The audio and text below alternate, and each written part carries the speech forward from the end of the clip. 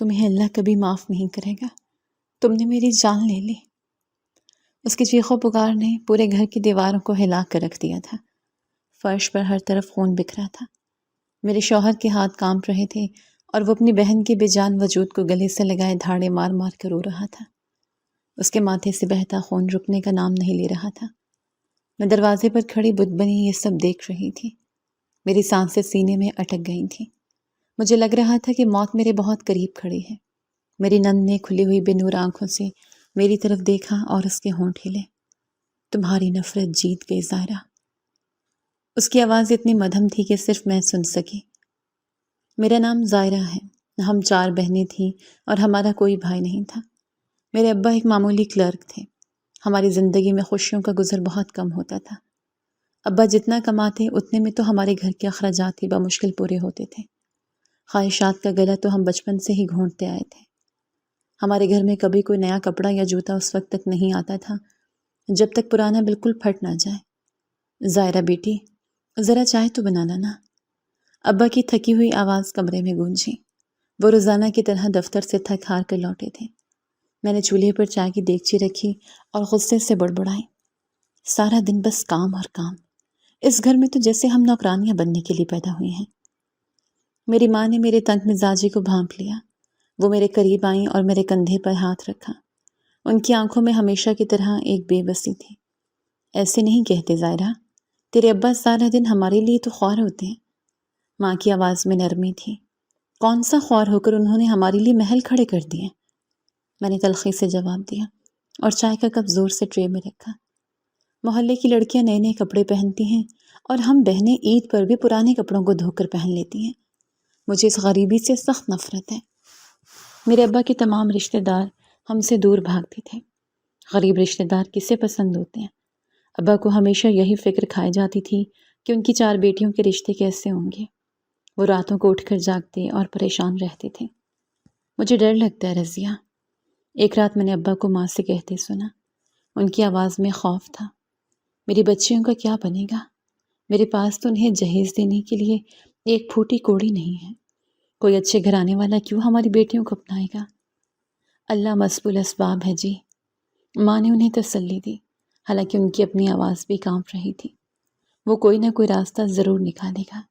اور پھر واقعی ایک دن راستہ نکل آیا۔ ابا کے ایک دور کے رشتہ دار کی طرف سے میرے لیے رشتہ آیا۔ وہ 2 بہن بھائی تھے اور ان کے والد وفات پا چکے تھے۔ میرے ہونے والے شوہر کا نام ارسلان تھا۔ ارسلان کے پاس بہت پیسہ تھا اور وہ ایک اچھے سرکاری عہدے پر فائز تھا۔ یہ رشتہ ہمارے لیے کسی معجزے سے کم نہیں تھا۔ زائرہ، زائرہ، میری چھوٹی بہن دوڑتی ہوئی میرے پاس آئی۔ اس کا چہرہ خوشی سے تمتما رہا تھا۔ ابا جان بتا رہے تھے کہ تمہارا رشتہ پکا ہو گیا ہے اور وہ لوگ بہت امیر ہیں۔ ان کے پاس بڑی گاڑی بھی ہے۔ میں نے آئینے میں اپنا چہرہ دیکھا۔ میری آنکھوں میں ایک عجیب سی چمک تھی۔ مجھے تو پہلے ہی معلوم تھا کہ میں ان غلیظ گلیوں میں سڑنے کے لیے پیدا نہیں ہوئی۔ میں ایک دن ضرور ملکہ بن کر راج کروں گی۔ میں نے غرور سے جواب دیا۔ شادی کی تیاریاں شروع ہو گئیں۔ چونکہ ارسلان کا خاندان امیر تھا، اس لیے انہوں نے ہم پر جہیز کا کوئی بوجھ نہیں ڈالا۔ الٹا انہوں نے میری شادی کے تمام اخراجات خود اٹھانے کی پیشکش کی۔ میں بہت خوش تھی کیونکہ میری شادی ایک امیر گھرانے میں ہو رہی تھی۔ ہمارا اپنا گھر تو بالکل سادہ اور چھوٹا سا تھا، لیکن جس گھر میں میری شادی ہونے جا رہی تھی وہ گھر بہت بڑا اور عالیشان تھا۔ میں اس گھر کی اکلوتی بہو بننے والی تھی۔ شادی والے دن جب میں دلہن بن کر اسٹیج پر بیٹھی تو مجھے ایسا محسوس ہو رہا تھا جیسے میں نے پوری دنیا فتح کر لی ہو۔ میرے پاؤں زمین پر نہیں ٹک رہے تھے۔ محلے کی جو لڑکیاں کل تک مجھے غریب سمجھ کر منہ نہیں لگاتی تھیں، آج حسرت بھری نگاہوں سے میری قیمتی جوڑے اور زیورات کو دیکھ رہی تھیں۔ تمہاری تو قسمت کھل گئی زائرہ، میری ایک کزن نے میرے پاس بیٹھتے ہوئے حسد بھرے لہجے میں کہا۔ میں نے مسکرا کر اسے دیکھا اور تکبر سے بولی، کچھ لوگوں کی قسمت میں راج کرنا ہی لکھا ہوتا ہے، یہ تو بس شروعات ہے۔ شادی کے بعد میں اپنے شوہر کے گھر چلی گئی۔ ارسلان کی محبت اور ساس کی طرف سے ملنے والی عزت پا کر میرا دماغ آسمان پر پہنچ گیا۔ میری نند جس کا نام فائزہ تھا، اس کی شادی بھی ارسلان کے ساتھ ہی ہوئی تھی۔ ان دونوں بہن بھائیوں کی اکٹھی شادیاں کی گئی تھیں۔ فائزہ کی رخصتی کے بعد گھر میں صرف میں، ارسلان اور میری ساس رہ گئے تھے۔ ساس ایک انتہائی نیک اور خاموش طبع عورت تھی۔ انہوں نے کبھی مجھے کسی کام کے لیے نہیں ٹوکا۔ ظاہرہ بیٹی، آج دوپہر کے کھانے میں کیا بناؤ گی؟ ساس نے ایک دن بہت پیار سے پوچھا۔ جو میرا دل کرے گا امی جان، میں نے روکھے بند سے جواب دیا اور ٹی وی کا ریموٹ اٹھا کر چینل بدلنے لگی۔ میری ساس نے ایک گہری سانس لی اور خاموشی سے اپنے کمرے میں چلی گئی۔ مجھے ان کا اس طرح دب کر رہنا بہت پسند تھا۔ مجھے لگتا تھا کہ اب اس گھر کی اصل مالکن میں ہوں، لیکن قدرت کو کچھ اور ہی منظور تھا۔ شادی کے چند مہینوں بعد ہی میری ساس اچانک دل کا دورہ پڑنے سے انتقال کر گئی۔ گھر میں ماتم چھا گیا۔ ارسلان اور فائزہ اپنی ماں کی موت پر بری طرح ٹوٹ گئے۔ میں تو یتیم ہو گیا ظاہرہ۔ ارسلان میرے کندھے پر سر رکھ کر بچوں کی طرح رو رہا تھا۔ میری تو دنیا ہی اجڑ گئی۔ میں نے اوپر سے اسے تسلی دی، لیکن اندر ہی اندر مجھے ایک عجیب سی خوشی محسوس ہو رہی تھی۔ اب پورا گھر مکمل طور پر میرے قبضے میں تھا۔ کوئی ساس نہیں تھی جو مجھ پر حکم چلاتی یا میرے کاموں میں خامیاں نکالتی۔ یہی تو میں چاہتی تھی کہ گھر کا ہر کام میری مرضی سے ہو۔ میں نے گھر کے تمام ملازمین کو اپنے طریقے سے چلانا شروع کر دیا۔ میرے احکامات کے بغیر گھر کا ایک پتا بھی نہیں ہلتا تھا، لیکن اس مکمل بادشاہت میں ایک کانٹا تھا جو مجھے مسلسل چبھتا تھا، اور وہ کانٹا میری نند فائزہ تھی۔ ساس کی وفات کے بعد ارسلان کا اپنی بہن کی طرف جھکاؤ بہت زیادہ ہو گیا تھا۔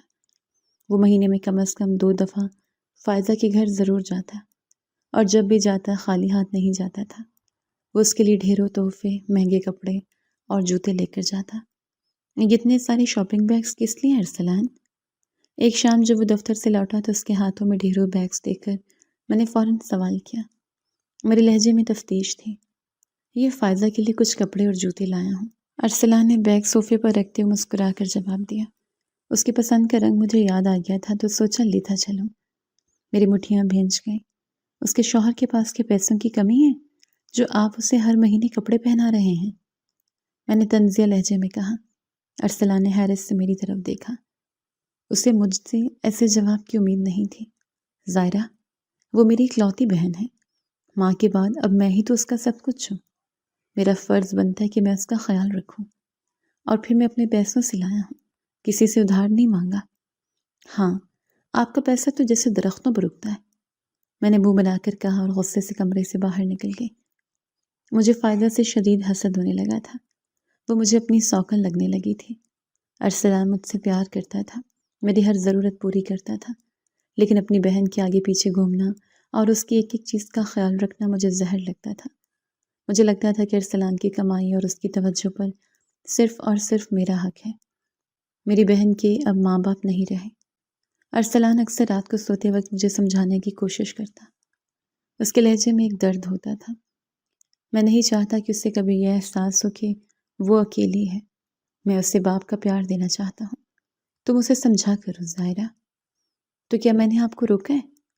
میں بظاہر نرمی سے کہتی، لیکن میرے دل میں نفرت کی آگ بھڑک رہی ہوتی۔ میں تو بس یہ کہتی ہوں کہ اس کا اپنا گھر ہے۔ اس کے سسرال والے کیا سوچتے ہوں گے کہ بھائی ہر وقت منہ اٹھائے آ جاتا ہے۔ جب کبھی ارسلان مجھے اپنے ساتھ فائزہ کے گھر لے کر جاتا تو میرا خون کھول اٹھتا۔ فائزہ ارسلان کو دیکھ کر ایسے خوش ہوتی جیسے اسے دنیا کی ساری دولت مل گئی ہو۔ وہ دونوں بہن بھائی گھنٹوں پرانی یادیں تازہ کرتے اور ہنستے مسکراتے رہتے۔ میں ایک کونے میں بیٹھی انہیں دیکھتی رہتی اور کٹتی رہتی۔ وہ وقت جو ارسلان کو دفتر سے چھٹی کے دن میرے ساتھ گزارنا چاہیے تھا، وہ اپنی بہن کے ساتھ گزارتا تھا۔ ایک دن فائزہ کے گھر ہم دوپہر کے کھانے پر مدعو تھے۔ فائزہ کی ساس اور 2 نندیں بھی وہیں بیٹھی تھیں۔ ارسلان کسی کام سے باہر گیا تو میں نے موقع غنیمت جانا۔ فائزہ تو ماشاءاللہ بہت خوش نصیب ہے۔ میں نے فائزہ کی ساس کی طرف دیکھتے ہوئے ایک سازشی گہری مسکراہٹ کے ساتھ بات شروع کی۔ ہاں بیٹی، اللہ کا شکر ہے، ہمارا بیٹا اس سے بہت خوش رکھتا ہے۔ فائزہ کی ساس نے سادگی سے جواب دیا۔ میں نے تھوڑا آگے ہو کر آزدارانہ لہجے میں کہا، خوش کیوں نہ رکھے خالہ جان؟ ارسلان جو ہر مہینے سے اتنے پیسے اور تحفے لا کر دیتا ہے۔ کل ہی بتا رہا تھا کہ فائزہ نے فون کر کے فلاں برانڈ کے سوٹ کی فرمائش کی تھی۔ مجھے تو کبھی کبھی حیرت ہوتی ہے کہ آپ لوگ اس کی اتنی فرمائشیں پوری کیسے کرتے ہوں گے؟ شاید اسی لیے وہ اپنے بھائی سے مانگ لیتی ہے۔ فائزہ کی ساس کے ماتھے پر تیوریاں پڑ گئیں۔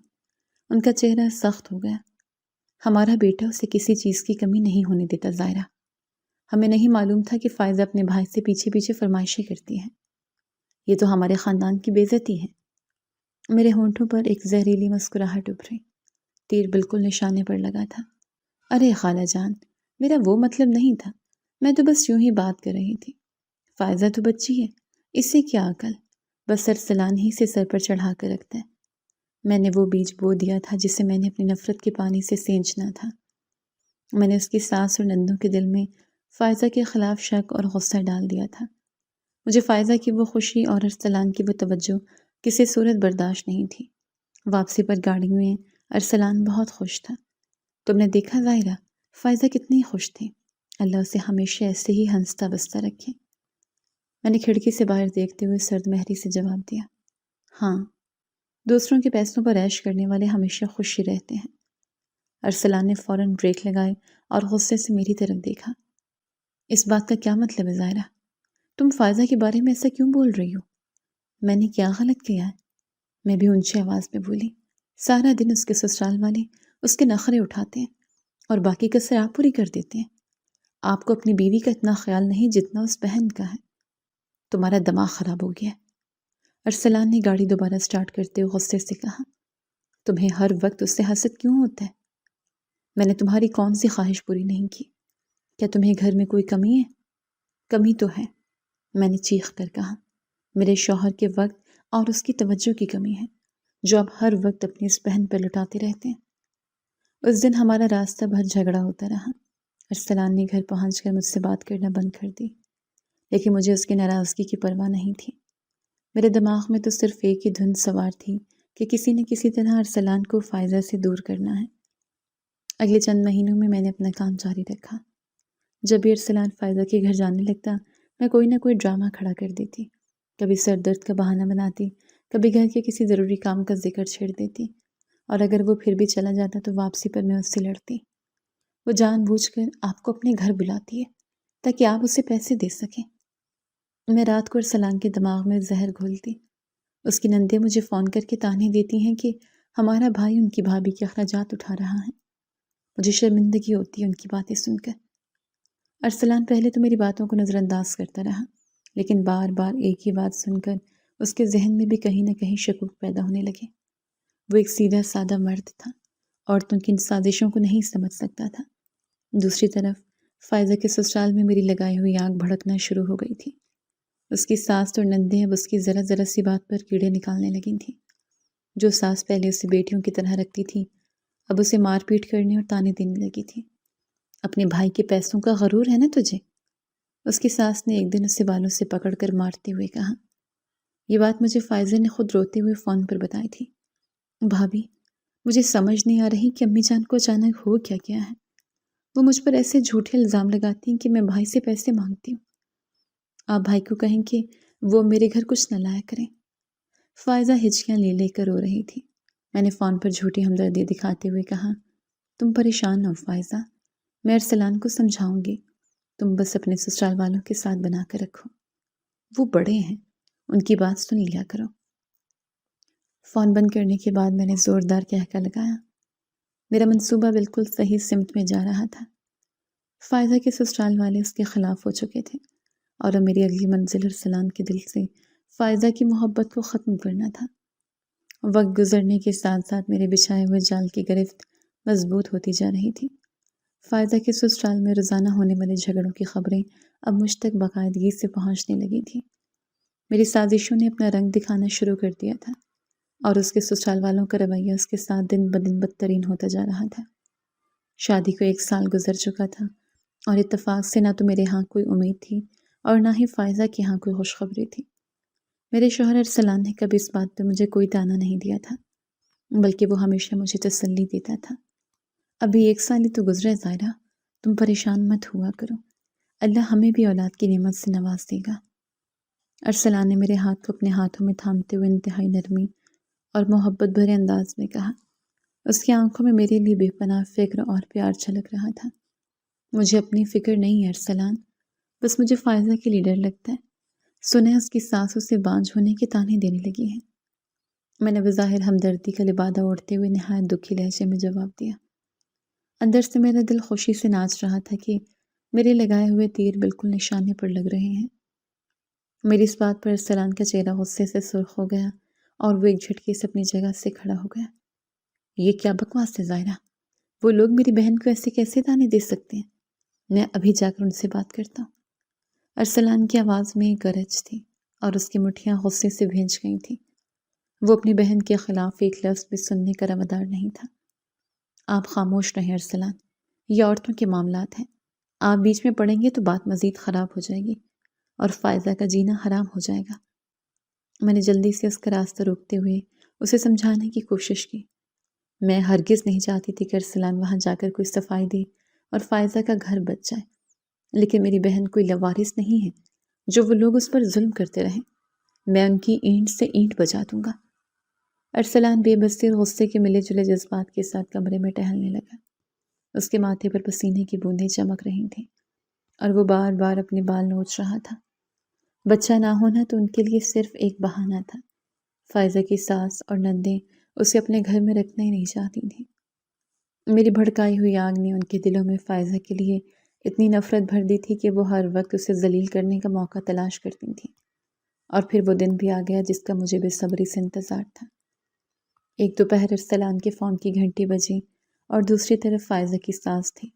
اس نے انتہائی بدتمیزی سے ارسلان کو کہا کہ وہ آ کر اپنی بہن کو لے جائے کیونکہ انہوں نے فائزہ کو طلاق دے دی ہے۔ یہ آپ کیا کہہ رہی ہیں خالہ جان؟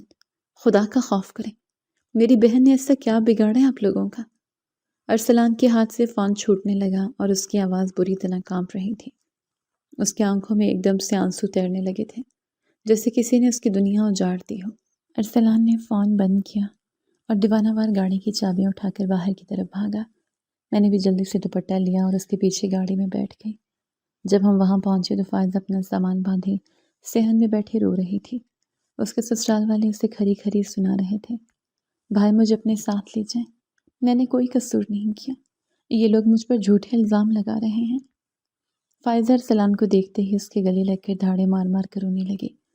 اس کی سسکیاں پورے گھر میں گونج رہی تھیں اور اس کا چہرہ آنسوں سے بھیگ چکا تھا۔ تم رو مت فائزہ، تیرا بھائی ابھی زندہ ہے، تجھے ان ظالموں کے پاس رہنے کی کوئی ضرورت نہیں ہے۔ ارسلان نے اپنی بہن کو سینے سے لگایا اور اس کے سر پر پیار کرتے ہوئے کہا۔ اس کی اپنی آنکھوں سے آنسو بہہ رہے تھے لیکن وہ فائزہ کو حوصلہ دینے کی کوشش کر رہا تھا۔ زندگی میں پہلی دفعہ مجھے اندر سے ایک عجیب سی اور پرسکون خوشی محسوس ہوئی۔ میری سوکن نما نند کا گھر اجڑ چکا تھا اور میری انا کو تسکین مل گئی تھی۔ ارسلان فائزہ کو لے کر گھر آ گیا لیکن فائزہ کے گھر آنے سے میری زندگی کا سکون برباد ہو گیا۔ ارسلان نے اپنا سارا وقت اپنی بہن کے لیے وقف کر دیا تھا۔ وہ نوکری سے واپس آتا تو سیدھا فائزہ کے کمرے میں جاتا۔ میری بہن انتہائی دکھ میں ہے ظاہرہ، اسے اس وقت میرے سہارے کی سب سے زیادہ ضرورت ہے، تم اس کا خیال رکھا کرو۔ ارسلان نے ایک رات مجھے اپنے پاس بٹھاتے ہوئے بہت التجا بھری لہجے میں کہا۔ اس کی نظروں میں اپنی بہن کے لیے تڑپ تھی جو مجھے اندر ہی اندر جلا رہی تھی۔ میں اس کا خیال ہی تو رکھتی ہوں سارا دن، اس کے لیے کھانے بناتی ہوں، لیکن آپ کو اس کے علاوہ کچھ نظر تو آئے تب آپ کو پتہ چلے۔ میں نے چڑ کر جواب دیا اور اپنا رخ دوسری طرف موڑ لیا۔ میرے لہجے کی تلخی چھپائے نہیں چھپ رہی تھی اور میری تیوریاں چڑھ گئی تھیں۔ ظاہرہ تم سمجھنے کی کوشش کیوں نہیں کرتی؟ اس کا گھر ٹوٹ چکا ہے اور وہ اندر سے بکھر چکی ہے، میں اسے تنہا نہیں چھوڑ سکتا۔ ارسلان نے میرے کندھے پر ہاتھ رکھتے ہوئے مجھے قائل کرنے کی کوشش کی۔ اس کی آواز میں ایک تھکن اور بے بسی تھی جسے میں جان بوجھ کر نظر انداز کر رہی تھی۔ وہ ٹائم جو نوکری سے آنے کے بعد میرا حق تھا اب فائزہ کا ہو چکا تھا۔ ارسلان اس کے ساتھ بیٹھ کر گھنٹوں باتیں کرتا، اسے ہنسانے کی کوشش کرتا۔ مجھے ان دونوں کو یوں ہنستے بولتے دیکھ کر شدید غصہ آتا۔ صرف وقت ہی نہیں بلکہ ارسلان نے فائزہ پر پانی کی طرح ایسا بہانا بھی شروع کر دیا تھا۔ وہ بازار جاتا تو اس کے لیے نئے نئے کپڑے اور جوتے لے کر آتا۔ یہ دیکھو فائزہ، میں تمہارے لیے کیا لایا ہوں، یہ رنگ تم پر بہت جچے گا، تم کل یہی پہننا۔ ارسلان نے ایک انتہائی خوبصورت اور مہنگے سوٹ کا شاپر فائزہ کی طرف بڑھاتے ہوئے خوشی سے کہا۔ اس کے چہرے پر ایک بڑی سی مسکراہٹ تھی جو اپنی بہن کو خوش دیکھ کر ابھری تھی۔ بھائی آپ کیوں اتنے پیسے ضائع کرتے ہیں؟ میرے پاس پہننے کے لیے بہت کپڑے ہیں، آپ ظاہرہ بھائی بھی کے لیے لے آیا کریں۔ فائزہ نے بظاہر شرمندگی کا اظہار کرتے ہوئے جواب دیا۔ لیکن اس نے شاپر اپنے ہاتھ میں تھام لیا تھا۔ اس کی آنکھوں میں بھائی کی محبت دیکھ کر چمک آ گئی تھی۔ ظاہرہ کی الماری کپڑوں سے بھری پڑی ہے، تم اس کی فکر مت کرو، تم میری جان ہو اور میں تمہیں خوش دیکھنے کے لیے کچھ بھی کر سکتا ہوں۔ ارسلان نے فائزہ کا ماتھا چومتے ہوئے انتہائی فخر اور محبت سے کہا۔ اس نے میری طرف ایک نظر بھی نہیں ڈالی جو وہیں پاس کھڑی غصے سے یہ سب دیکھ رہی تھی۔ یہ ساری چیزیں مجھے اندر ہی اندر کاٹ رہی تھیں۔ میرے شوہر کا اپنی بہن کے آگے پیچھے گھومتے رہنا اور اس کا ایک ایک چیز کا خیال رکھنا مجھے بری طرح چبھتا تھا۔ ارسلان کا کہنا تھا کہ اس کی بہن کے ماں باپ نہیں ہیں، اس لیے وہ اسے باپ کا پیار دینا چاہتا ہے، لیکن میرا دماغ یہ سب تسلیم کرنے کو تیار نہیں تھا۔ آپ کے پیسے کیا حرام کے ہیں جو روز اس کے لیے نئے جوتے اور کپڑے اٹھا لاتے ہیں؟ اسے کون سا کسی تقریب میں جانا ہوتا ہے؟ ایک رات جب ارسلان فائزہ کے لیے کپڑے دے کر کمرے میں آیا تو میں پھٹ پڑی۔ میرا چہرہ غصے سے تمتما رہا تھا اور میں نے اپنی آواز کافی اونچی کر لی تھی۔ تمہارا مسئلہ کیا ظاہرہ؟ میں اپنی کمائی اپنی بہن پر خرچ کر رہا ہوں، تم سے تو کچھ نہیں مانگ رہا، پھر تمہیں کیا تکلیف ہے؟ ارسلان نے سختی سے جواب دیا اور تولیہ جھٹک کر کرسی پر پھینکا۔ اس کے چہرے پر میرے اس بے جا تنقید سے شدید کوفت کے آثار تھے۔ تکلیف یہ ہے کہ آپ کے اس پیسے پر میرا حق ہے اور آپ اس سے ایک طلاق یافتہ عورت پر اجاڑ رہے ہیں جو سارا دن گھر میں پڑی رہتی ہے۔ میں نے بغیر سوچے سمجھے زہر اگل دیا۔ مجھے احساس ہی نہیں تھا کہ میں ارسلان کی بہن کے لیے کتنے گھٹیا الفاظ استعمال کر رہی تھی۔ اپنی زبان کو لگام دو ظاہرہ، وہ میری بہن ہے اور اس گھر کی بیٹی ہے، میں اس کے خلاف ایک لفظ بھی برداشت نہیں کروں گا۔ ارسلان نے میری طرف انگلی اٹھاتے انتہائی غضبناک لہجے میں وارننگ دی۔ اس کی آنکھیں غصے سے لال ہو چکی تھیں اور مجھے لگا جیسے وہ ابھی مجھ پر ہاتھ اٹھا دے گا۔ جب میری برداشت کی حد ختم ہو گئی تو میں نے فیصلہ کر لیا کہ کسی نہ کسی طرح اپنے شوہر کو اپنی نند کے خلاف کر کے چھوڑوں گی۔ میں نے روزانہ کی بنیاد پر فائزہ کی کوئی نہ کوئی جھوٹی سچی غلطی ارسلان کے سامنے پیش کرنا شروع کر دی۔ میں اسے بتاتی کہ فائزہ سارا دن کام چوری کرتی ہے، یہ محلے کی عورتوں کے سامنے ہماری برائیاں کرتی ہے، لیکن ارسلان میری باتوں کو سن کر بے انسنی کر دیتا۔ آج فائزہ نے سالن میں جان بوجھ کر نمک تیز کر دیا تھا تاکہ آپ مجھے ڈانٹیں۔ وہ مجھ سے حسد کرتی ہے۔ میں نے شام کی چائے میں دیتے ہوئے ایک نیا جھوٹ گھڑا۔ میں نے انتہائی معصوم بننے کی کوشش کی تاکہ ارسلان کو میری بات پر یقین آ جائے۔ ظاہرہ، خدا کے لیے بس کر دو، وہ بچی پہلے اتنے دکھ میں ہے، تم اس پر ایسے گھٹیا الزام لگانا بند کرو، ورنہ مجھ سے برا کوئی نہیں ہوگا۔ ارسلان نے چائے کا کپ زور سے میز پر رکھا اور غصے سے باہر چلا گیا۔ وہ میری کسی بھی بات پر یقین کرنے کو تیار نہیں تھا، جس سے میری الجھن اور طیش میں مزید اضافہ ہوتا تھا۔ مجھے پھر غصہ آتا تھا لیکن میں پیچھے ہٹنے والوں میں سے نہیں تھی۔ میں نے سوچ لیا تھا کہ اب کوئی ایسا تیر چلانا ہوگا جس سے ارسلان کے دل میں فائزہ کے لیے نفرت پیدا ہو جائے۔ ارسلان کے لیے اس کی بہن کی عزت سب سے بڑھ کر تھی۔ مجھے معلوم تھا کہ اگر فائزہ کے کردار پر داغ لگ جائے تو ارسلان اسے ایک پل کے لیے بھی برداشت نہیں کرے گا۔ میں کئی دنوں تک سوچتی رہی کہ ایسا کیا کروں کہ فائزہ ارسلان کی نظروں سے گر جائے، اور پھر ایک شیطانی خیال میرے ذہن میں آیا۔ فائزہ کے پاس ایک موبائل فون تھا جو ارسلان نے ہی اسے لے کر دیا تھا۔ فائزہ اس فون پر اپنی پرانی سہیلیوں سے بات کرتی رہتی تھی۔ میں نے فیصلہ کیا کہ اسی فون کے ذریعے فائزہ کی عزت کو نیلام کروں گی۔ میں نے محلے کے ایک لڑکے کو کچھ پیسے دے کر اپنے ساتھ ملا لیا۔ وہ ایک آوارہ اور لالچی قسم کا لڑکا تھا جو پیسوں کے لیے کچھ بھی کر سکتا تھا۔ میں نے اسے ایک نیا سم کارڈ لا کر دیا اور اسے پوری ترکیب سمجھا دی۔ تمہیں بس اس نمبر پر ایک میسج کرنا ہے اور وقت کا خاص خیال رکھنا ہے۔ جب میں تمہیں اشارہ کروں تبھی اسے میسج بھیجنا۔ میں نے اس لڑکے کو پیسے پکڑاتے انتہائی رازدارانہ اور سخت لہجے میں ہدایت دی۔ میری آنکھوں میں فتح کی چمک تھی کیونکہ مجھے معلوم تھا کہ میرا یہ وار کبھی خالی نہیں جائے گا۔ آپ بے فکر رہیں بھابھی جی، آپ کا کام بالکل وقت پر ہو جائے گا، بس آپ میرا انعام مت بھولیے گا۔ لڑکے نے پیسے جیب میں ڈالتے ہوئے ایک لالچی مسکراہٹ کے ساتھ جواب دیا اور وہاں سے چلا گیا۔ میں نے گھر آ کر گہری سانس لی اور اپنے چہرے پر اطمینان سجائے گھر کے کاموں میں لگ گئی۔ رات کو جب ارسلان گھر آیا تو وہ کافی تھکا ہوا تھا۔ کھانا کھانے کے بعد ہم سب لاؤنج میں بیٹھے تھے۔ فائزہ بھی وہیں صوفے پر بیٹھی ٹی وی دیکھ رہی تھی اور اس کا موبائل اس کے ساتھ ہی پڑا تھا۔ میں نے خاموشی سے اپنے فون سے اس لڑکی کو ایک مس کال دی جو ہمارا طے شدہ اشارہ تھا۔ چند ہی لمحوں بعد فائزہ کے موبائل پر میسج کی ٹون بجی۔ ارسلان اس وقت پانی پی رہا تھا۔ میں نے فوراً فائزہ کے فون کی طرف دیکھا اور ایک ڈرامائی انداز میں بولی، فائزہ، اتنی رات گئے کس کا میسیج آ گیا؟ ذرا دیکھو تو کوئی ضروری بات نہ ہو۔ میں نے بظاہر تجسس ظاہر کرتے ہوئے فائزہ کو فون اٹھانے پر مجبور کیا۔ میرا دل زور زور سے دھڑک رہا تھا اور میں اپنی کامیابی کے بہت قریب تھی۔ فائزہ نے بے دھیانی سے فون اٹھایا اور اسکرین پر نظر ڈالی۔ میسیج پڑھتے ہی اس کے چہرے کا رنگ بالکل سفید پڑ گیا۔ اس کے ہاتھ کانپنے لگے اور اس نے جلدی سے فون بند کرنے کی کوشش کی، لیکن میں اس سے زیادہ تیز تھی۔ کیا ہوا فائزہ؟ کس کا میسیج ہے؟ تم اتنی گھبرا کیوں گئی ہو؟ لاؤ مجھے دکھاؤ۔ میں نے تیزی سے آگے بڑھ کر فائزہ کے ہاتھ سے فون چھین لیا۔ فائزہ کی آنکھوں میں شدید خوف اور بے بسی تھی۔ بھابھی، مجھے نہیں معلوم یہ کس کا نمبر ہے۔ یہ کوئی غلط میسیج آ گیا ہے۔ آپ مجھے فون واپس دے دیں۔ فائزہ نے گھبراتے ہوئے فون واپس لینے کی کوشش کی، لیکن میں نے فون ارسلان کی طرف بڑھا دیا۔ ارسلان، ذرا دیکھیں تو آپ کی اس معصوم بہن کو رات کس وقت کون سے غلط میسیج آ رہے ہیں جو یہ اتنی پریشان ہو گئی ہے؟ میں نے انتہائی طنزیہ اور فاتحانہ لہجے میں کہا۔ میری آنکھیں ارسلان کے چہرے پر گڑی تھیں، جو حیرت اور غصے سے فون کی سکرین کی طرف دیکھ رہا تھا۔ ارسلان نے فون ہاتھ میں لیا اور میسیج پڑھا۔ کب بھاگو گی تم میرے ساتھ گھر سے؟ تمہارا بھائی نہیں مانے گا میرے ساتھ تمہاری شادی کے لیے۔ یہ الفاظ ارسلان کے دماغ پر ہتھوڑے کی طرح برسے۔ اس کا چہرہ غصے سے سیاہ پڑ گیا اور اس کی گردن کی رگیں ابھر آئیں۔ یہ کیا بکواس ہے فائزہ؟ کون ہے یہ بغیرت جو تمہیں ایسے میسیج کر رہا ہے؟ سچ سچ بتاؤ ورنہ میں تمہاری جان لے لوں گا۔ ارسلان نے فائزہ کی طرف جھپٹتے ہوئے خوفناک دھاڑ کے ساتھ پوچھا۔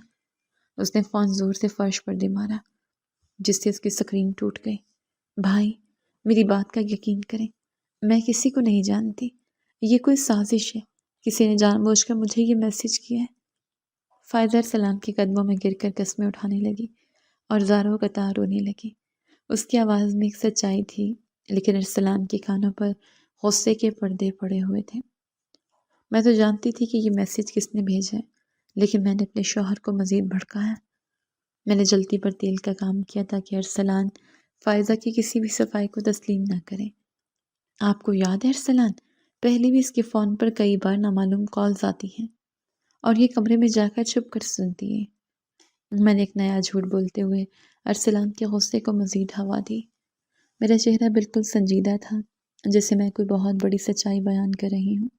بھابھی، آپ یہ کیا کہہ رہی ہیں؟ میں نے تو کبھی چھپ کر کسی سے بات نہیں کی۔ آپ مجھ پر اتنا بڑا الزام کیوں لگا رہی ہیں؟ فائزہ نے بے یقینی اور صدمے سے میری طرف دیکھتے ہوئے پوچھا۔ اس کی آنکھوں میں آنسو تھے، لیکن وہ مجھ سے اس طرح کی درندگی کی توقع نہیں کر رہی تھی۔ تم چپ رہو بے حیا عورت، تم نے میری عزت کو خاک میں ملا دیا ہے۔ میں نے تمہیں بیٹیوں کی طرح پالا اور تم نے مجھے یہ صلہ دیا۔ ارسلان نے آگے بڑھ کر فائزہ کے منہ پر ایک زوردار تھپڑ رسید کیا۔ فائزہ کا سر چکرا گیا اور وہ زمین پر گر پڑی۔ اس کے ہونٹ سے خون رسنے لگا تھا، لیکن وہ خاموش کھڑی تھی۔ رات کی تاریکی اور کمرے کی خاموشی میں صرف فائزہ کی سسکیوں کی آواز گونج رہی تھی۔ فرش پہ ٹوٹے ہوئے موبائل کے ٹکڑے بکھرے پڑے تھے اور فائزہ اپنے گال پر ہاتھ رکھے زمین پر بیٹھی تھی۔ اس کے ہونٹ سے رستے خون کی لکیر اس کی ٹھوڑی تک آ چکی تھی، لیکن ارسلان کی آنکھوں میں اس کے لیے کوئی رحم نہیں تھا۔ میں ایک طرف کھڑی اس سارے منظر کو اپنی فتح کی نگاہ سے دیکھ رہی تھی۔ مجھ سے نظریں مت ملاؤ بغیرت لڑکی، تم نے میرے سر پر خاک ڈال دی ہے۔ ارسلان غصے سے دھاڑتے اس کے سر پر کھڑا ہو گیا۔ اس کی گردن کی رگیں ابھری ہوئی تھیں اور وہ شدت غضب سے کانپ رہا تھا۔ بھائی، میری بات سنیں، میں قسم کھاتی ہوں مجھے نہیں معلوم یہ کس کا نمبر ہے۔ فائزہ نے روتے ہوئے ارسلان کے قدموں کو پکڑنے کی کوشش کی۔ اس کی آواز میں ایک دل خراش درد تھا جو کسی بھی پتھر دل کو پگھلا سکتا تھا۔ اسے ہاتھ مت لگاؤ فائزہ، تم اب اس قابل نہیں رہی کہ میرے شوہر کو چھو سکو۔ میں نے تیزی سے آگے بڑھ کر ارسلان کو پیچھے کھینچتے ہوئے انتہائی حقارت بھرے لہجے میں کہا۔ میرے چہرے پر ایک مصنوعی پریشانی تھی تاکہ ارسلان کو میرا ساتھ سچا لگے۔ یہ بھابھی جھوٹ بول رہی ہیں بھائی، انہوں نے خود میرا فون چھینا تھا مجھ سے۔ فائزہ نے بے بسی سے میری طرف انگلی اٹھاتے ہوئے چلانے کی کوشش کی۔ اس کی آنکھوں میں اب خوف کے ساتھ ساتھ غصہ بھی تھا۔ بکواس بند کرو اپنی، اب تم میری بیوی پر الزام لگاؤ گی تاکہ اپنے گناہ چھپا سکو۔ ارسلان نے زور سے اپنا پاؤں زمین پر مارتے ہوئے اسے ڈانٹا۔ وہ میری کسی بھی بات کو جھٹلانے کے لیے تیار نہیں تھا، کیونکہ اس کی انا کو ٹھیس پہنچی تھی۔ میں جلد ہی تمہارا بندوبست کرتا ہوں، نہیں تو تم مجھے کسی کو منہ دکھانے کے قابل نہیں چھوڑو گی۔ ارسلان نے انتہائی نفرت سے فائزہ کی طرف دیکھتے ہوئے آخری فیصلہ سنایا اور تیزی سے کمرے سے باہر نکل گیا۔ اس کے قدموں کی دھمک پورے گھر میں محسوس کی جا سکتی تھی۔ اگلی صبح ناشتے کی میز پر ایک عجیب سی ویرانی چھائی ہوئی تھی۔ ارسلان نے چائے کے کپ کو ہاتھ تک نہیں لگایا تھا اور اس کی آنکھیں سرخ تھیں جیسے وہ ساری رات نہ سویا ہو۔ میں نے انتہائی خاموشی سے ناشتہ بناتے ہوئے اس کے چہرے کے تاثرات کا جائزہ لیا۔ آپ کچھ کھا لیں ارسلان، اس طرح بھوکے رہنے سے مسئلہ حل نہیں ہوگا۔ میں نے اس کے سامنے انڈے کی پلیٹ سرکاتے ہوئے انتہائی نرم اور ہمدردانہ لہجے میں کہا۔ میں چاہتی تھی کہ وہ جلد از جلد فائزہ کی شادی کا فیصلہ کرے۔ مجھے کچھ نہیں کھانا ظاہرہ، بس مجھے یہ بتاؤ کہ اب میں اس لڑکی کا کیا کروں؟ میرے دماغ کی رگیں پھٹ رہی ہیں۔ ارسلان نے اپنے دونوں ہاتھوں سے سر کو تھامتے ہوئے بے بسی سے کہا۔ اس کے چہرے پر تھکاوٹ اور شرمندگی کے آثار نمایاں تھے۔ آپ اس کی جلدی سے کہیں شادی کر دیں، کوئی بھی رشتہ دے کر اسے رخصت کریں، نہیں تو خاک ڈال دے گی آپ کے سر میں۔ میں نے بالکل ٹھنڈے دماغ سے اسے مشورہ دیتے ہوئے اپنا اصل مقصد بیان کیا۔ میں نے جان بوجھ کر الفاظ کا چناؤ ایسا رکھا جو اسے مزید خوفزدہ کرے۔ کون کرے گا اس سے شادی ظاہرہ؟ وہ طلاق یافتہ ہے اور اب یہ کردار کا داغ بھی اس پر لگ چکا ہے۔ ارسلان نے مایوسی سے میری طرف دیکھتے ہوئے سوال کیا۔ اس کی آواز میں ایک شکست خوردہ انسان کی جھلک تھی۔ ہم محلے کی خالہ صغرا سے بات کرتے ہیں، وہ رشتے کرواتی ہیں، کوئی نہ کوئی غریب بندہ مل ہی جائے گا۔ میں نے فوراً حل پیش کرتے ہوئے مسکرا کر جواب دیا۔ میرے ذہن میں پہلے سے ہی خالہ صغرا کا نام موجود تھا، کیونکہ وہ غریب اور ان پڑھ لوگوں کے رشتے لانے میں مشہور تھی۔ اسی دن دوپہر کو میں نے خالہ صغرا کو گھر بلا لیا۔ میں نے اسے پہلے ہی کچھ پیسے دے کر سمجھا دیا تھا کہ کیسا رشتہ لانا ہے۔ ڈرائنگ روم میں بیٹھتے ہی میں نے ارسلان کو بھی وہیں بلا لیا تاکہ بات پکی کی جا سکے۔ بیٹا، ایک لڑکا ہے ہمارے محلے کا ہی، اس کی اپنی ایک چھوٹی سی دکان ہے۔ خالہ صغرا نے صوفے پر بیٹھتے ہوئے اور پان کی گلوری منہ میں دباتے ہوئے بات شروع کی۔ اس کی لال آنکھوں میں ایک لالچ چمک رہا تھا۔ کیا وہ پہلے سے شادی شدہ ہے یا کنوارا ہے؟ خالہ ذرا تفصیل تو بتائیں۔ میں نے بظاہر سنجیدگی سے پوچھتے ہوئے خالہ صغرا کی طرف دیکھا تاکہ ارسلان کو مجھ پر شک نہ ہو۔ وہ پہلے اپنی 2 بیویوں کو طلاق دے چکا ہے، لیکن کماتا ٹھیک ہے، اپنا چھوٹا سا گھر بھی ہے اس کا۔ خالہ صغرا نے بالکل بے شرمی سے اس شخص کی حقیقت بتاتے ہوئے کہا۔ یہ سن کر ارسلان کے ماتھے پر تیوریاں پڑ گئیں۔ 2 بیویوں کو طلاق دے چکا ہے، میں اپنی بہن کو ایسے شخص کے حوالے کیسے کر دوں؟ ارسلان نے کچھ غصے اور کچھ پریشانی سے خالہ صغرا کی طرف دیکھتے ہوئے کہا۔ اس کے اندر کا بھائی ابھی مکمل طور پر مرا نہیں تھا، تو کیا آپ کے پاس کوئی بادشاہوں کے رشتے آ رہے ہیں ارسلان، جو آپ اتنے نخرے کر رہے ہیں؟ میں نے فوراً بیچ میں بولتے ہوئے تیز لہجے میں ارسلان کو ٹوکا۔ میں اسے کسی بھی صورت میں سوچنے کا موقع نہیں دینا چاہتی تھی۔ ظاہرہ ٹھیک کہہ رہی ہے بیٹا، اب ایسی لڑکیوں کے لیے ایسے رشتے آتے ہیں، تم جلدی فیصلہ کر لو۔ خالہ صغرا نے میری بات کی تائید کرتے ہوئے ارسلان کو مزید دباؤ میں ڈالا۔ اس کا انداز بالکل ایک چالاک دلال جیسا تھا۔ ٹھیک ہے خالہ، آپ اس دکاندار سے بات پکی کریں، میں بغیر کچھ سوچے سمجھے کل ہی نکاح کر دوں گا۔ ارسلان نے گہری سانس لیتے انتہائی تلخ لہجے میں اپنا حتمی فیصلہ سنایا۔ اس نے ہار مان لی تھی اور اب وہ صرف اپنی جان چھڑانا چاہتا تھا۔ اگلے دن گھر میں ایک عجیب سی خاموشی کے ساتھ نکاح کی تیاریاں ہو رہی تھیں۔ کوئی خوشی، کوئی گہما گہمی نہیں تھی۔ فائزہ کو ایک پرانے سادہ سے سوٹ میں تیار کر کے بٹھا دیا گیا تھا۔ وہ بالکل پتھر کی مورت بنی ہوئی تھی اور اس کے چہرے پر زندگی کا کوئی آثار نہیں تھی۔ میں نے اس کے کمرے میں جا کر اسے طنز نظروں سے دیکھا۔ تمہاری وجہ سے میری زندگی تباہ ہو گئی ظاہرہ، اللہ تم سے اس کا حساب ضرور لے گا۔ فائزہ نے روتے ہوئے میری طرف دیکھ کر انتہائی دکھ بھرے لہجے میں بددعا دی۔ اس کی آنکھیں سوجی ہوئی تھیں اور چہرہ بالکل پیلا پڑ چکا تھا۔ اپنے گناہوں کی سزا مجھے مت دو فائزہ، تم نے جو بویا ہے وہی کاٹ رہی ہوں، اب چپ چاپ یہاں سے دفع ہو جاؤ۔ میں نے اس کے کان کے قریب جھک کر انتہائی زہریلی اور حقارت بھرے انداز میں سرگوشی کی۔ میرے دل میں اس کے لیے کوئی رحم نہیں تھا، بلکہ ایک فاتحانہ غرور تھا۔ نگاہ خواہ نے نکاح پڑھایا اور اس غریب دکاندار نے، جو دیکھنے میں ہی ایک ظالم اور اجڑ انسان لگ رہا تھا، قبول ہے کہہ دیا۔ ارسلان نے اپنی بہن کو رخصت کرتے وقت اس کی طرف دیکھا تک نہیں۔ وہ شخص فائزہ کا ہاتھ پکڑ کر اسے گھر سے باہر لے گیا۔ میں نے خدا کا شکر ادا کیا کہ یہ بلا میرے گھر سے نکلی اور نندے غریب گھرانے میں خوار ہونے کے لیے چلی گئی۔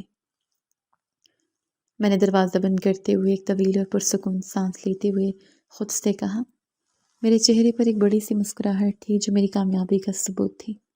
وہ رخصتی کے وقت کچھ بھی نہ بولی، خاموشی کے ساتھ آنکھوں میں آنسو لیے اس شخص کے ساتھ رخصت ہو گئی۔ اس کی وہ خاموشی ارسلان کے دل پر بوجھ بن گئی تھی، لیکن اس کا غصہ ابھی تک اس بوجھ پر حاوی تھا۔ اسے لگتا تھا کہ اس نے اپنی غیرت کو بچا لیا ہے، جبکہ حقیقت میں وہ میری سازشوں کا مہرہ بن چکا تھا۔ ایسے ہی دن گزرتے گئے اور میری زندگی میں میری مرضی کی بادشاہت قائم ہو گئی۔ فائزہ کے جانے کے بعد گھر میں صرف میں اور ارسلان رہ گئے تھے۔ گھر کے ہر کونے پر اب صرف میرا راج تھا اور مجھے کسی کی کوئی روک ٹوک نہیں تھی۔ تم آج شام کو میرے ساتھ شاپنگ پر چلو گی زائرہ؟ مجھے تمہارے لیے کچھ زیورات لینے ہیں۔ ارسلان نے ناشتہ کرتے انتہائی محبت بھرے انداز میں مجھ سے پوچھا۔ اس کی آنکھوں میں میرے لیے پیار تھا، لیکن کہیں گہرائی میں ایک اداسی بھی چھپی ہوئی تھی۔ ضرور ارسلان، میں شام تک تیار رہوں گی۔ مجھے کچھ نئے کپڑے بھی لینے ہیں درزی سے۔ میں نے خوشی سے چہکتے ہوئے جواب دیا اور اس کے کندھے پر ہاتھ رکھا۔ میں اس کی دولت کو بے دراغ استعمال کر کے اپنی محرومیوں کا بدلہ لے رہی تھی۔ میرے شوہر کبھی بھی فائزہ کے گھر نہ گیا اور وہ بھی کبھی ہمارے گھر نہ آئی۔ شاید اسے جو مان اور بھروسہ اپنے بھائی پر تھا وہ مکمل طور پر ٹوٹ چکا تھا۔ وہ جانتی تھی کہ اس کا بھائی اب اس کا مجرم بن چکا ہے، جس نے بغیر سوچے سمجھے اسے ایک درندے کے حوالے کر دیا تھا۔ یہ اچھی بات ہے ارسلان کہ آپ نے اس سے رابطہ ختم کر دیا ہے۔ ایسے لوگوں سے دور رہنا ہی بہتر ہے۔ میں نے ایک رات سونے سے پہلے ارسلان کا ذہن مزید پختہ کرتے ہوئے کہا۔ میں نہیں چاہتی تھی کہ وہ کبھی بھی فائزہ کی طرف پلٹ کر دیکھے۔ میں نے اسے ہمیشہ کے لیے اپنی زندگی سے نکال دیا زائرہ۔ تم اب اس کا نام میرے سامنے مت لیا کرو۔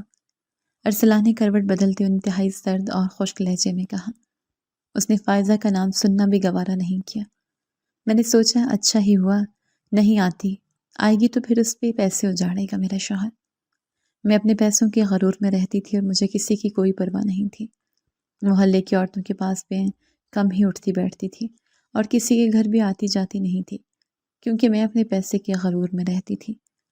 بھابھی سنا ہے فائزہ کی شادی ایک دکاندار سے ہو گئی ہے، کیا وہ خوش ہے وہاں؟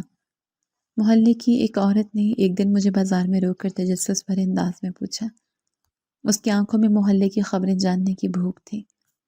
ہمیں اس سے کوئی غرض نہیں ہے، وہ جہاں بھی ہے اپنے کرموں کی سزا بھگت رہی ہے۔ میں نے انتہائی رونت اور تکبر سے جواب دیا اور اپنا منہ دوسری طرف پھیر لیا۔ میں خود کو ان سب سے بہت اعلیٰ سمجھتی تھی۔ میں نے اتنے فیشن کرتی، مختلف فضول قسم کے کاموں میں اپنے شوہر کا پیسہ اجاڑتی رہتی، لیکن ارسلان نے کبھی اف تک نہ کی اور نہ ہی مجھے کبھی کسی خرچے سے روکا۔ میری وارڈروب مہنگے ترین کپڑوں اور جوتوں سے بھر چکی تھی، لیکن میری ہوس ختم نہیں ہوتی تھی۔ یہ نیا سوٹ کتنے کا لیا زائرہ؟ یہ تو بہت مہنگا لگ رہا ہے۔ ارسلان نے الماری میں لٹکے ہوئے میرے نئے سوٹ کو دیکھتے ہوئے قدرے حیرت سے پوچھا۔ یہ بس چند ہزار کا ہی ہے ارسلان، آپ کو میری خوشی سے زیادہ پیسوں کی فکر ہے کیا اب؟ میں نے فوراً منہ بنا کر ناراضگی کا اظہار کرتے ہوئے کہا۔ میں جانتی تھی کہ وہ میری ناراضگی برداشت نہیں کر سکتا۔ نہیں زائرہ، تم جو چاہو خرید سکتی ہو، میرا سب کچھ تمہارا ہی تو ہے۔ ارسلان نے جلدی سے مسکرا کر بات کو سنبھالتے ہوئے کہا۔ وہ مجھے کسی بھی طرح ناراض نہیں کرنا چاہتا تھا۔ میں خوش تھی کہ میرا شوہر پوری طرح میرے قبضے میں ہے اور میری ہر بات مانتا ہے۔ رات کا پچھلا پہر تھا اور کمرے میں گہری تاریکی چھائی ہوئی تھی۔ میں گہری نیند سو رہی تھی کہ اچانک ارسلان ایک خوفناک چیخ مار کر بستر سے اٹھ بیٹھا۔ اس کی اس اچانک اور دلخراش چیخ نے مجھے بری طرح ڈرا دیا تھا۔ کیا ہوا ارسلان؟ آپ اتنی بری طرح کیوں چیخے ہیں؟ طبیعت تو ٹھیک ہے آپ کی؟ میں نے گھبرا کر سائڈ لیمپ جلایا اور جلدی سے اسے پانی کا گلاس پکڑایا۔ اس کا پورا جسم پسینے سے بھیگا ہوا تھا اور وہ بری طرح کانپ رہا تھا۔ امی میرے خواب میں آئی تھیں، وہ بہت رو رہی تھیں اور بار بار کہہ رہی تھیں اپنی بہن کو بچاؤ۔ ارسلان نے کانپتے ہاتھوں سے پانی کا گلاس پکڑا اور ہامتے ہوئے جواب دیا۔ اس کی آنکھوں میں وحشت اور ایک عجیب سا خوف صاف نظر آ رہا تھا۔ یہ تو صرف ایک خواب تھا، آپ ویسے ہی وہم کر رہے ہیں، خاموشی سے سو جائیں۔ میں نے اپنا سر ماتھے پر مارا اور انتہائی بیزاری سے اسے تسلی دینے کی کوشش کی۔ مجھے اس وقت بھی فائزہ کا ذکر زہر لگ رہا تھا اور میں چاہتی تھی ارسلان اس بات کو دماغ سے نکال دے، لیکن میرا شوہر ساری رات سو نہ سکا، بلکہ کمرے میں ادھر سے ادھر ٹہلتا رہا۔ شاید وہ صبح ہونے کا انتظار کر رہا تھا یا پھر میری وجہ سے رکا ہوا تھا، لیکن اس کی بے چینی بتا رہی تھی کہ سچ میں اس کا دل بری طرح دھڑک رہا ہے، اپنی بہن کے لیے یا ماں کے لیے۔ صبح فجر کی اذان ہوئی تو وہ فوراً گھر سے باہر نکل گیا۔ میں جانتی تھی کہ اب وہ نن کی طرف ہی گیا ہوگا، کیونکہ 1 سال میں پہلی دفعہ ایسا ہوا تھا کہ میرا شوہر اپنی بہن کے لیے یوں بے چین ہو کر اس کے گھر پہنچا تھا۔ میں فوراً بستر سے اٹھی اور جلدی سے چادر اوڑھ لی۔ میں بھی اپنے شوہر کے پیچھے ہی ہو لی کہ کہیں وہ میرے شوہر کی تصویر بہا کر دکھائے اور میرا شوہر اس کی باتوں پر یقین کر لے اور اسے دوبارہ اپنے گھر لے آئے۔ میں کسی صورت اپنی کی گئی محنت پر پانی پھرنے نہیں دے سکتی تھی۔ میں نے تیز قدموں سے گلی عبور کی اور اس دکاندار کے خستہ حال گھر کے دروازے تک پہنچی جو کھلا ہوا تھا۔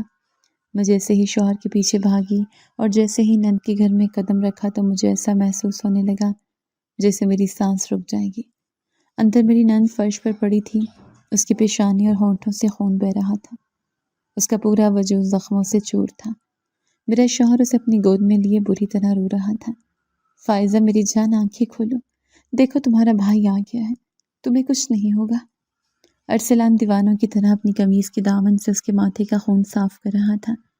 اس کی آواز میں ایک ایسا درد تھا جس نے پورے محلے کے لوگوں کو جمع کر دیا تھا۔ پتہ چلا وہ 9 مہینے کی پریگننٹ تھی اور اس کا شوہر دن رات اس پر مار پیٹ کرتا تھا۔ رات کو بھی اس ظالم نے پیسوں کی خاطر اسے بری طرح مارا تھا، جس سے اس کی یہ حالت ہوئی تھی۔ اسے فوراً ہسپتال لے جایا گیا۔ ڈاکٹر نے ہنگامی بنیادوں پر اس کا آپریشن کیا، لیکن اس کا بچہ مر چکا تھا۔ البتہ فائزہ خود بچ چکی تھی، لیکن وہ بالکل خاموش تھی۔ مجھے معاف کر دو فائزہ، میں اندھا ہو گیا تھا، مجھ سے بہت بڑی خطا ہو گئی۔ اس وقت میرے شوہر اس کے سامنے ہاتھ باندھ کر بیٹھ گیا اور زاروں قطار رونے لگا۔ اس کا سارا غرور ٹوٹ چکا تھا۔ میرے پاس تو دینے کے لیے کچھ رہا ہی نہیں۔ کاش آپ نے میرا یقین کیا ہوتا تو آج ایک جان یوں قتل نہ ہوتی۔ اس نے ایک نظر میری طرف دیکھا اور انتہائی بے جانہ آواز میں بولی۔ اس کی آنکھوں میں کوئی آنسو نہیں تھا، بس ایک گہرا دکھ تھا۔ میں تو اندر سے مر چکی ہوں، آپ کے اس فیصلے نے مجھ سے میری زندگی کی آخری امید بھی چھین لی ہے۔ فائزہ نے اپنا چہرہ دوسری طرف پھیر لیا۔ اس کے الفاظ میرے دل پر ہتھوڑے کی طرح برس رہے تھے۔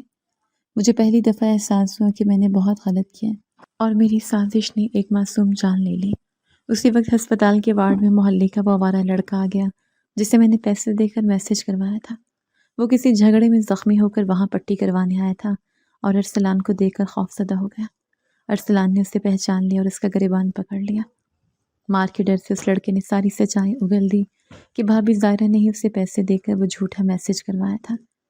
میرے شوہر کو سچائی معلوم ہو چکی تھی اور اس کی آنکھوں میں میرے لیے وحشتناک غصہ تھا۔ اس نے مجھے بازو سے پکڑا اور زور سے دھکا دیا۔ تم جیسی گھٹیا اور زہریلی عورت کے لیے میرے گھر میں کوئی جگہ نہیں ہے، میں تمہیں ابھی اسی وقت گھر سے نکال دوں گا۔ ارسلان مجھ پر دھاڑ رہا تھا اور اس کی آنکھوں سے شعلے نکل رہے تھے۔ مجھے لگا کہ آج میری زندگی کا آخری دن ہے۔ معاف کر دیں بھائی، آپ اپنا گھر مت برباد کریں، نن نے بستر سے اٹھنے کی ناکام کوشش کرتے انتہائی کمزور آواز میں کہا۔ اس نے ایک بار پھر میرا گھر بچا لیا تھا۔ تم اس ٹائم کی سفارش کر رہی ہو جس نے تمہاری زندگی تباہ کر دی، تمہارا بچہ چھین لیا؟ ارسلان نے حیرت اور دکھ سے اپنی بہن کی طرف دیکھتے ہوئے پوچھا۔ اسے فائزہ کے اس فیصلے پر یقین نہیں آ رہا تھا۔ میں نہیں چاہتی کہ آپ کا گھر ٹوٹے اور آپ بھی میری طرح در بدر کی ٹھوکریں کھائیں۔ فائزہ نے میری ہی طرف ایک نظر ڈالی اور اپنی آنکھیں موند لیں۔ اس کی اس بات نے مجھے اندر تک جلا کر راکھ کر دیا تھا۔ اس کے ظالم شوہر نے جیل میں اپنی سزا کاٹی۔ میرا شوہر چاہتا تھا کہ وہ اب اس کے ساتھ نہ رہے، کیونکہ ایسے ظالم اور جانور انسان کے ساتھ وہ اپنی بہن کو نہیں چھوڑ سکتا تھا۔ انہوں نے اپنی بہن کی مرضی سے اس سے خلا لے لی۔ میں آپ کے ساتھ اس گھر میں نہیں رہوں گی، میں اپنی ذمہ داریاں خود اٹھاؤں گی۔ میری نند نے میرے شوہر سے ایک مطالبہ کیا اور ہسپتال سے سیدھا ایک ورکنگ ویمن ہاسٹل چلی گئی۔ اس نے نوکری ڈھونڈ لی اور اپنی زندگی نئے سرے سے شروع کی۔ میں نے کبھی دوبارہ آپ کی طرف پلٹ کر نہیں دیکھا، کیونکہ میں نہیں چاہتی تھی آپ کا گھر برباد ہو۔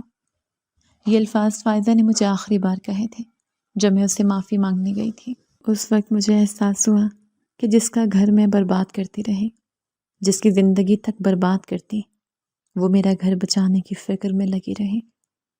پتہ نہیں اب حسد میں اتنا آگے کیوں بڑھ جاتے ہیں۔ کہ کسی کی زندگی تک داؤ میں لگا دیتے ہیں۔ دوبارہ میری نند کی شادی کر دی گئی، لیکن اب کی بار میرے شوہر نے دیکھ بھال کر کے اور اچھی طرح تسلی کر کے اس کی شادی کی۔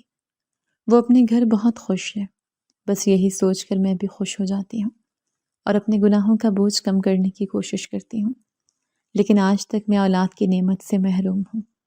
ڈاکٹروں نے جواب دے دیا ہے کہ میں کبھی ماں نہیں بن سکتی۔ میری نند نے ہی اپنی دوسری بیٹی مجھے دی، جسے میں اپنی اولاد بنا کر پال رہی ہوں۔ اس نے تو میرا وہاں بھی ساتھ دیا جہاں اکثر مرد اور اس کے سسرال والے اس کا ساتھ چھوڑ دیتے ہیں، لیکن مجھے آج تک پچھتاوا ہے کہ میں نے اس کے ساتھ اچھا نہیں کیا۔ ہر رات جب میں اس بچی کو سینے سے لگاتی ہوں تو مجھے فائزہ کا وہ خون میں لت پت چہرہ یاد آ جاتا ہے اور میری روح تک کانپ اٹھتی ہے۔ حسد وہ آگ ہے جو سب سے پہلے اسی کو جلاتی ہے، جو اسے اپنے سینے میں بھڑکاتا ہے۔ کسی کی خوشی چھین کر انسان کبھی خود خوش نہیں رہ سکتا، کیونکہ قدرت کا انصاف بہت خاموش لیکن انتہائی سخت ہوتا ہے۔ رشتوں میں زہر گھولنے والے ہمیشہ اپنے ہی بوئے ہوئے کانٹوں پر چلنے پر مجبور ہو جاتے ہیں۔